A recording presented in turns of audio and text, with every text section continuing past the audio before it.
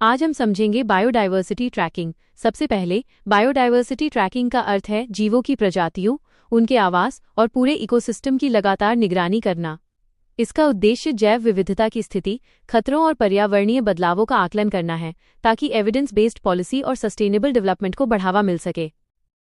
Biodiversity trekking के मुख्य उद्देश्य हैं प्रजातियों की संख्या पर निगरानी रखना, जैव विविधता के नुकसान का समय पर पता लगाना, संकटग्रस्त प्रजातियों का संरक्षण करना, आवास की गुणवत्ता का आकलन करना, क्लाइमेट एडाप्टेशन को समर्थन देना तथा बेहतर संरक्षण योजना तैयार करना।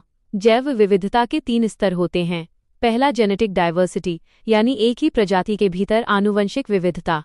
दूसरा स्पीशीज डाइवर्सिटी, यानी विभिन्न प्रजातियों की विविधता। तीसरा इकोसिस्टम डाइवर्सिटी, यानी अलग अलग पारिस्थितिक तंत्रों की विविधता। बायोडायवर्सिटी ट्रैकिंग का महत्व बहुत व्यापक है। यह इकोसिस्टम बैलेंस बनाए रखती है, फूड चेन को सुरक्षित करती है और पारिस्थितिक तंत्र की रेजिलियंस बढ़ाती है। आर्थिक रूप से यह कृषि, वानिकी, मत्स्य पालन और इको टूरिज्म को समर्थन देती है।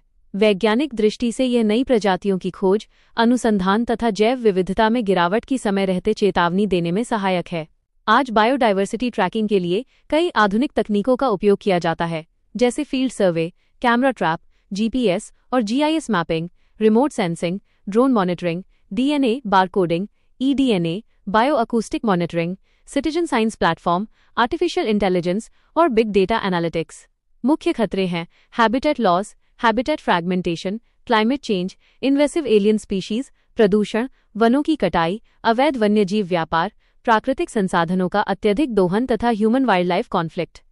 भारत सरकार ने संरक्षण के लिए कई महत्वपूर्ण पहल की हैं, जैसे biological diversity act 2002, national biodiversity authority, state biodiversity boards, biodiversity management committees, people's biodiversity register, national wild life action plan 2001-7-2031, project tiger, project elephant, Mishti पहल और ग्रीन इंडिया मिशन।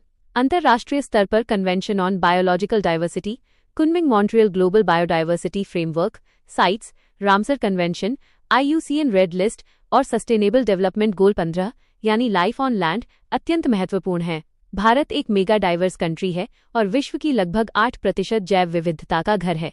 भारत में 4 वैश्विक बायोडायवर्सिटी हॉटस्पॉट हैं: हिमालय, वेस्टर्न घाट श्रीलंका, इंडो बर्मा और Sundaland, जिसमें निकोबार द्वीप समूह शामिल हैं। भविष्य में AI आधारित मॉनिटरिंग, पीपल्स बायोडायवर्सिटी रजिस्टर को मजबूत करना, सामुदायिक भागीदारी बढ़ाना, हैबिटेट रिस्टोरेशन, संरक्षित क्षेत्रों का विस्तार, रियल टाइम डिजिटल डेटाबेस तथा विकास योजनाओं में जैव विविधता को मुख्यधारा में शामिल करना आवश्यक है।